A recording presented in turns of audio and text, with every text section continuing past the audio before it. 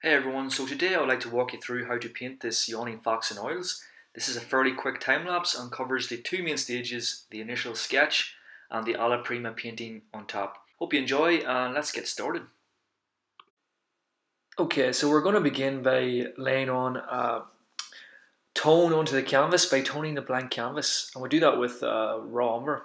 So this stage is all about getting the initial sketch down, and we use raw umber for this. Why do we use raw umber? Raw umber tends to dry very fast, so it's ideal for the sketch stage because we want this to dry as soon as possible so we can move on to the next stage. Um, so what we do now is we create an overall outline of this fox's face. So we do that by getting all those periphery points. As you can see, what helps is to create that center line, just to keep your bearings right and keep proportions right. So this is all about getting those proportions right at the start and the outline right. So it means you make less mistakes in the next stages because you've got all the proportions right at the beginning. So now, as you can see, once you have those outlines created, then you block it all in with raw umber again. So you're always using raw umber or burnt umber or just one single color at this stage. So once it's blocked in, you start to pick off all the light, all the contrasts. So you're basically painting with the cloth at the minute. Instead of a brush, you're picking off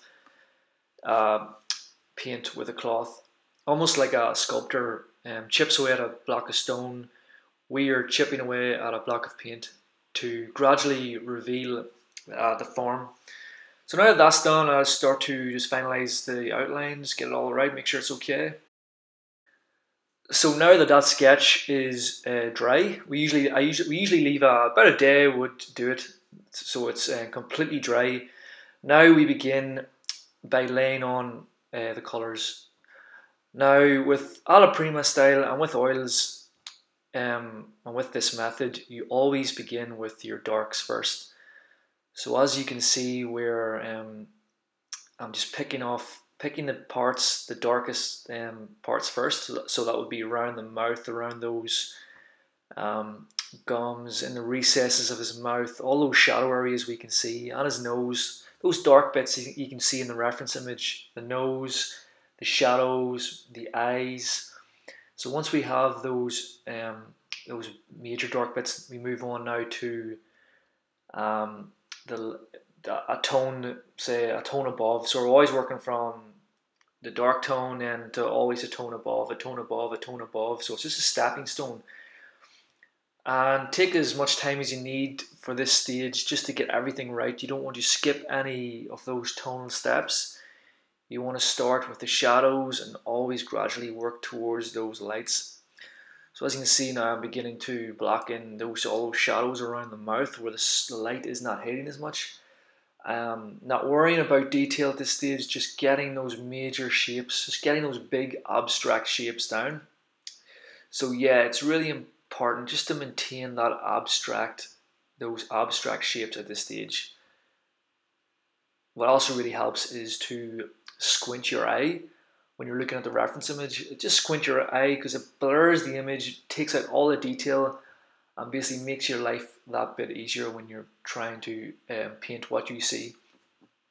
So yeah, now I'm starting to, as you can see, build up on top of those darks, gradually a tone above. You can see I'm sticking to that single color at the minute, so I'm not mixing my colors.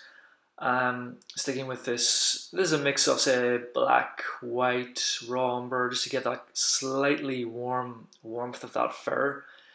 So yeah, I'm just working on all these tonal ranges within that color for this stage, and then once this is complete, I will begin to move on to the next color, which, as you can see in the reference image, would be the browns, those nice orange browns of the fox. So I mix usually raw umber, burnt sienna, yellow ochre, and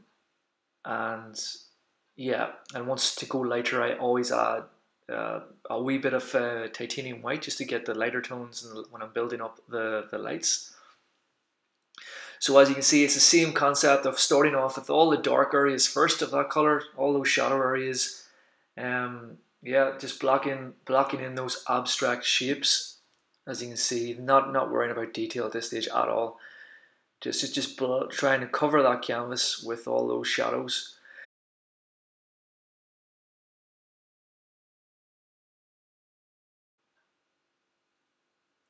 So once those darker tones are down, now move on to the next tone up. As you can see, just add, as I said before, just add a wee bit of titanium white. Those lighter tonal paints like titanium white,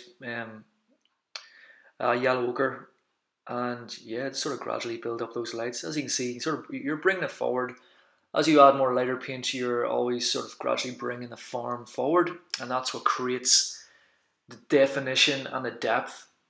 It's almost like, as another artist I heard put it, when painting with Alla Prima or wet into wet, you're trying to paint with light essentially. Just treat it as painting with light, starting with those shadows and working your way towards the light. Okay, now that's done, I'll move on now to the next colour range, which would be in the mouth. All those purples, reds, all those warm colours of his gums and his tongue and his teeth. So I like to break the painting up into segments like this. So you know, the shadows around the mouth, just wherever those colours are, break it down into those tone ranges for those colours. So I've left the mouth to this stage, and it's the same as before. I start off with a nice shadow base, neutral tone for the gums, and then I build on top of that. By just going one tone up and then one tone up and one tone up, and gradually make my way towards the lightest lights to the end. So at all these stages, you can see that to help me maintain those abstract shapes, I'm keeping my brush fairly the same size throughout.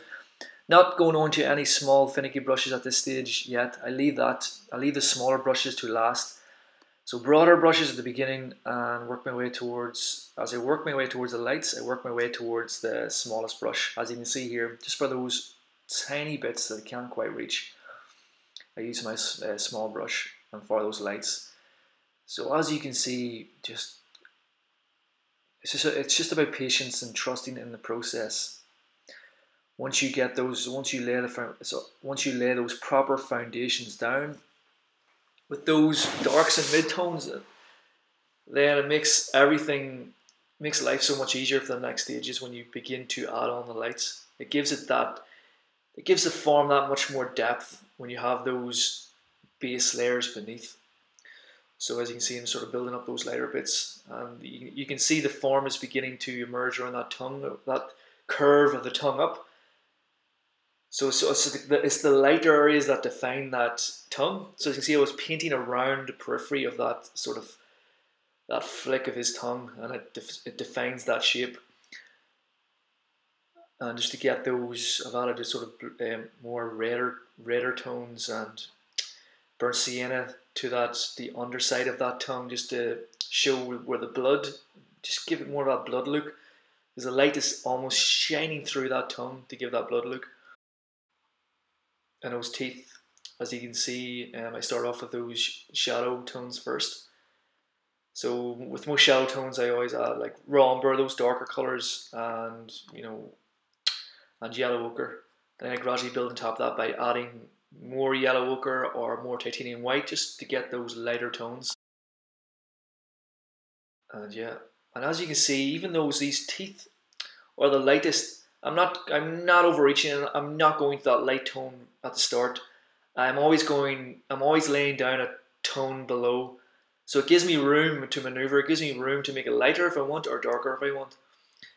So yeah, it's good to lay that always a slightly darker tone that it looks in the reference photo, and then you can always add lighter on top. It's the beauty of oil paints, where you can always. It's a lot easier to lay light on top of dark, and a lot more difficult to add dark on top of light. It helps with this method of working from your darks to lights big time. And as you can see, sort of building up those definition, those grooves becoming more visible on the tongue. As I add more light paint, it's almost creating these shadow areas by adding the light.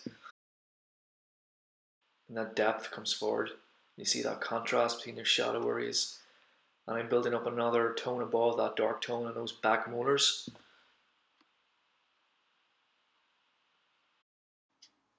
And now I begin to block in my background, keeping it relatively dark. It makes the lighter areas of the fox's fur pop that much more from the canvas, making them really stand out. And it also gives me the opportunity to soften my edges and finish off my edges. And now just adding a few final details to the last, flicks of fur around the mouth, and I think I'm happy enough. That's it done.